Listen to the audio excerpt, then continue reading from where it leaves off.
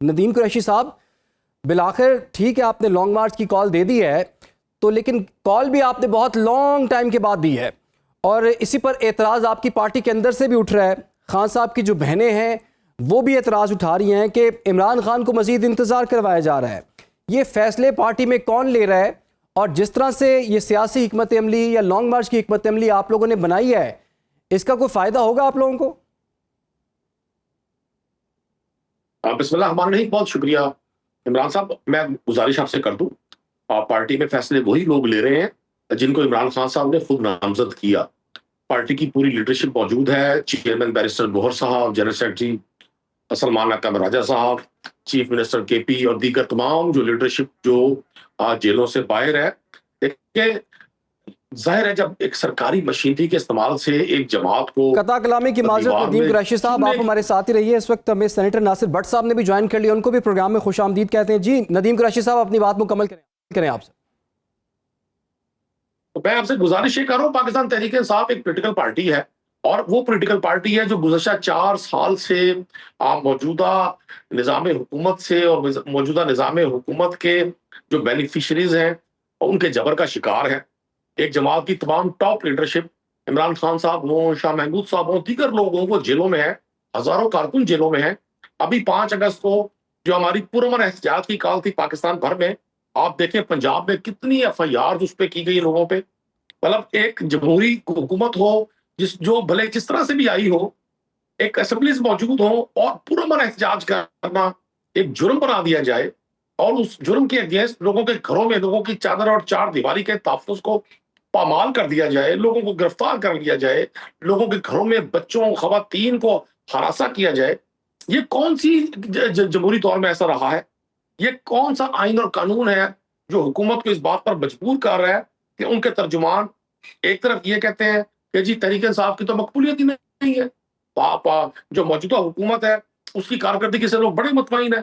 दूसरी जानिब जब कोई एक जमात जद्दोजहद करती है, अपने अपने हकूक के लिए अवाम के साथ प्रोटेस्ट पे निकलती है, तो उनके साथ फिर हर तरह का जालमाना हरपा इस्तेमाल किया जाता है। नदीम मैं कुरैशी आपसे साहब, अर्ज कर आपके इस दूं, लॉन्ग मार्च का मकसद तहरीक है इंसाफ ने क्या खान साहब की रिहाई है इस लॉन्ग मार्च का मकसद? और क्या लॉन्ग मार्चों से रिहाई मुमकिन है? देखिए, जब जब आपको अदालतों से इंसाफ ना मिले, जब आपको कानून और आइन आपके लिए खत्म कर दिया जाए, जब लोगों को जो कुरान एक दूसरे को कह रहे हैं कि आप फॉर्म 47 से जीते हैं, आप जाली इलेक्शन के नतीजे में मुल्क में काबिज हैं, प्राइम मिनिस्टर के जो पैरोकार हैं वो कहें कि जी ऐवान सदर में शख्स जाली मुंतखब बैठा हुआ है और जी ऐवान सदर में जो लोग बैठे हैं उसकी पार्टी के लोग पूरी फेडरल कैबिनेट को कहें और पूरी असेंबली को कहें कि ये फॉर्म 47 की माल, तो अखलाकी तौर पे तो खेल खत्म हो गया। हम लॉन्ग मार्च ना करें तो और क्या करें, हम एहतजाज ना करें तो क्या करें? हमने कौन सा आईनी कानूनी रास्ता ऐसा है जो इख्तियार नहीं किया? ठीक है। हुक्मरान टीवी पर अगर कह देंगे जी हम मुज़ाकरात करते हैं, लेकिन उनमें इतनी जरूरत नहीं है कि एक शख्स जो 3 साल से पाबंद सलासल है, 7 माह से जिनको आइसोलेशन में रखा गया, उनकी फैमिली को मुलाकात की इजाजत ठीक है, नहीं है, उनके वकला को मुलाकात की इजाजत नहीं है। यार इतना जबर, चलें इतना आप नदीम कुरैशी साहब, सभी ये बात कर रहे हैं कि 27 सितंबर की जो आपकी लॉन्ग मार्च की कॉल है ना, वो किसी की समझ में नहीं आ रही। आपको चले 5 दिन चाहिए थे, 10 दिन चाहिए, 15-20 दिन चाहिए, आपको तो 55 दिन चाहिए थे तैयारी के लिए। और अगर 55 दिन बाद भी आप तैयारी के बगैर आ गए नदीम कुरैशी साहब, फिर क्या होगा? मुझे नहीं समझ आई कि लोगों को टाइम पर एतराज है या लॉन्ग मार्च की कॉल पर एतराज है।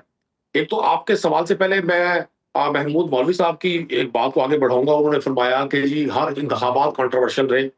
उन्होंने 2013 के इंतखाबात का जिक्र नदीम किया, कुरैशी 18 साहब, का किया, अलीमा 24 का खान किया, साहिबा के फरमाया बयान की वजह से या आपकी पार्टी के जो रहनुमा बयान दे रहे हैं उसकी वजह से हम आपसे पूछ रहे हैं ये बात। ये इख्तिलाफ तो आपकी पार्टी के अंदर है। खान साहब की बहनें जो हैं वो इतराज उठा रही हैं। हमारी तरफ से आप 2 साल की बात जो है वो आप इसकी कॉल दे दें, कोई मसला नहीं है, या ना भी दें, कोई मसला नहीं है। मैं इसका अर्ज करता हूँ।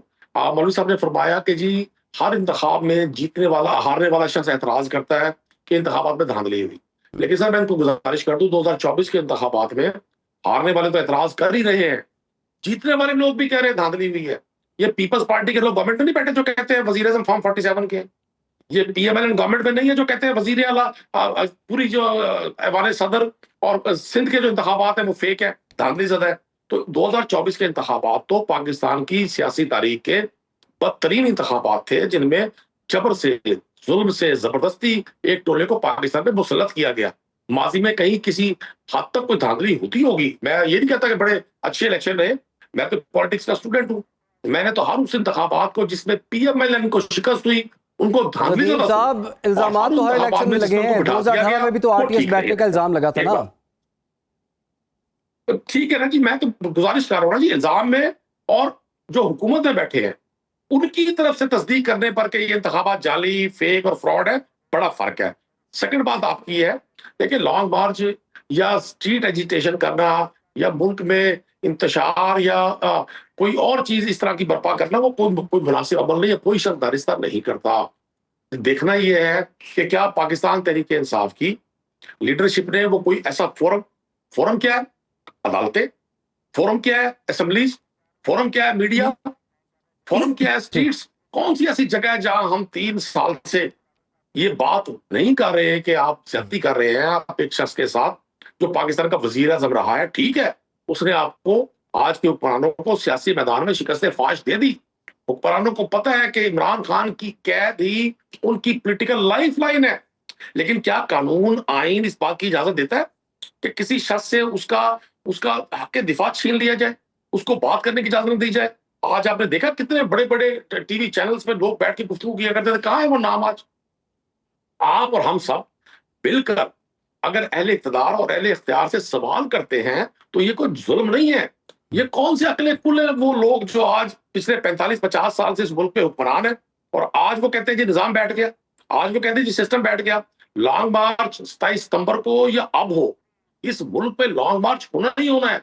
ये 25 करोड़ लोगों का मुल्क है इमरान साहब, ये अशराफिया के 200-250-400 खानदानों के लिए मुल्क नहीं बनाया था। 47 में लोग जो करोड़ों लोग हिजरत करके यहाँ आए थे, लाखों लोगों ने कुर्बानियां दी थी, लोगों ने अपनी इज्जतें, अपने असासे, अपना सब कुछ बर्बाद किया था, इस पाकिस्तान के लिए किया था कि ये यहाँ उन लोगों के हवाले कर दिया जाए। देखिए एक सूबाई वजीर है सिंध के, उनके बेटे की वीडियोज आ रही है यूके में, किस तरह वो सिक्योरिटी गार्ड्स लेके और किस तरह करो फर्जे फिर रहे हैं, और आम सिद्दीकी के हालात देखे। महमूद मौलवी साहब से कहें कराची से निकले, इनको पता होगा ये सीनियर पॉलिटिशियन है, मुझे बहुत इज्जत और एहतराम है इनका, ये जाए कश्मीर, कंदकोट, जैकबाबाद,